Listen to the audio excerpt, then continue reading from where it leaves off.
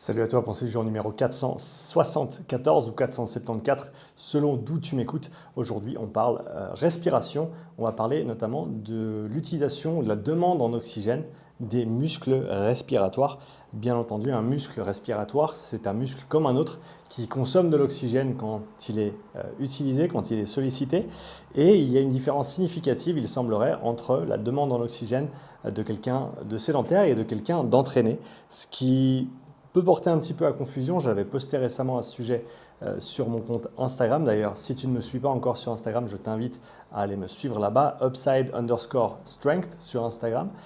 Et sur un clip que j'avais posté qui parlait de ce sujet, j'avais eu plusieurs questions de personnes qui ne comprenaient pas vraiment comment ça se fait que pour quelqu'un de plus entraîné, la demande en oxygène soit plus élevée, alors que normalement, si on comprend bien les choses, lorsqu'on entraîne un muscle, il va consommer moins d'oxygène pour un effort donné. Donc je voulais apporter un petit peu de clarté sur cette idée et également mettre en avant deux, trois points importants sur justement cette demande en oxygène des muscles respiratoires.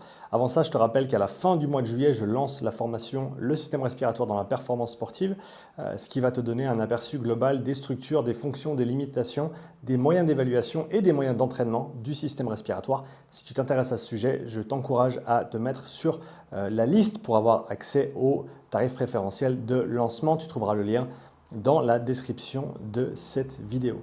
Voilà, sans plus attendre, on se lance sur le sujet de l'utilisation de la demande en oxygène des muscles respiratoires. Donc comme je l'ai cité dans l'introduction, les muscles respiratoires, comme tout autre muscle, vont utiliser de l'oxygène pour recycler leur ATP, pour maintenir leur fonction.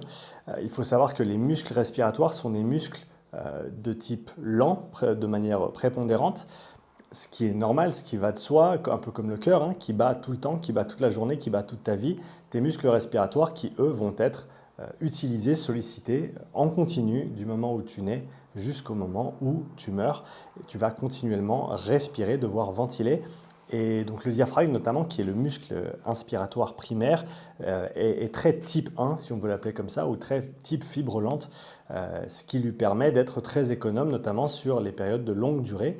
Ce qui veut aussi dire qu'il a certainement un potentiel de développement au niveau de sa force et de sa puissance qui est intéressante, mais malgré tout, c'est un muscle qui va utiliser beaucoup d'oxygène de manière générale pour fonctionner.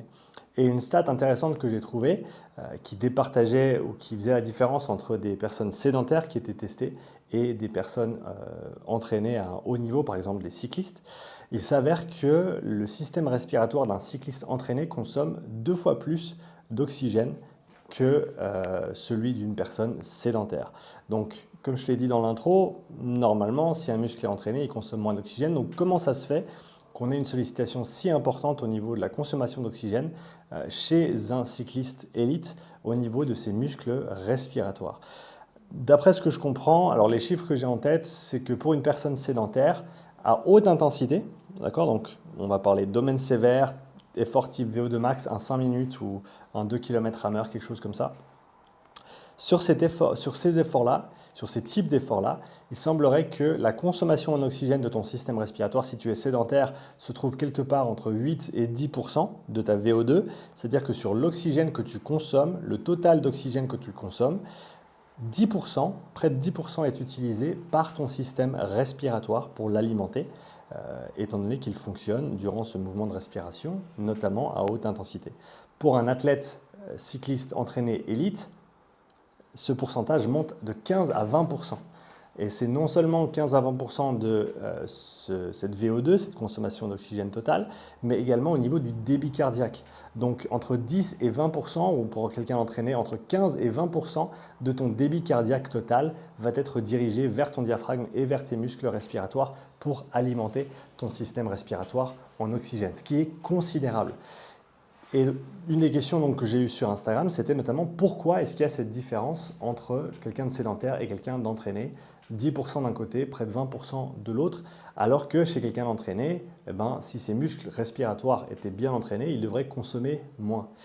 La manière dont je comprends cette statistique et cette mesure, on va dire, c'est que quelqu'un de hautement entraîné va avoir passé beaucoup plus de temps à haute intensité Et de ce fait-là, notamment, ils vont avoir un système respiratoire qui est beaucoup plus développé au niveau de sa musculature, tout simplement, en sachant que, et on le sait, et ça c'est des adaptations qu'on sait peuvent être entraînées par l'entraînement respiratoire.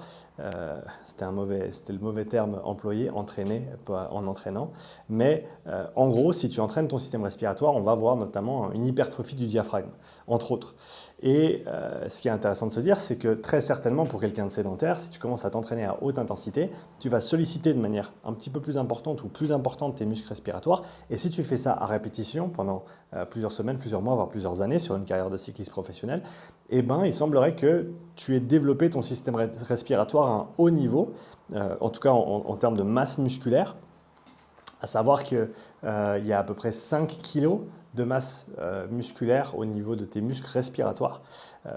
Je n'ai pas de stats concernant les sédentaires versus les personnes d'un haut niveau dans un sport d'endurance, mais j'imagine qu'il y a une masse plus importante du côté de l'athlète élite, ce qui fait que, au final, cette masse musculaire supplémentaire consomme de l'oxygène supplémentaire par rapport à quelqu'un de sédentaire qui ne sollicite pas beaucoup son système respiratoire et donc qui a certainement moins de masse musculaire et moins de développement à ce niveau-là. Donc c'est comme ça que je comprends la statistique.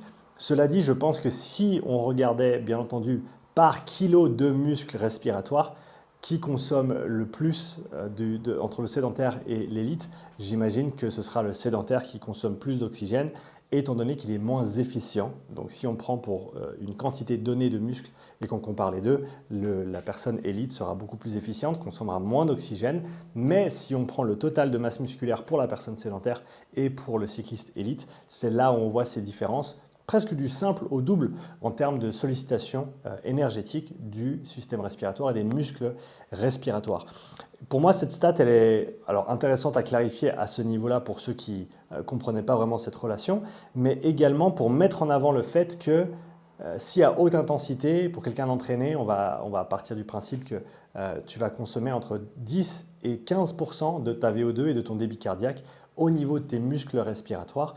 En ajoutant cette composante d'entraînement respiratoire, on va pouvoir renforcer les muscles respiratoires, le diaphragme, on va pouvoir les rendre plus économes également, on va pouvoir rendre le mouvement de respiration moins onéreux au niveau énergétique et peut-être que tu peux économiser 2 ou 3% avec un très très bon entraînement à ce niveau-là.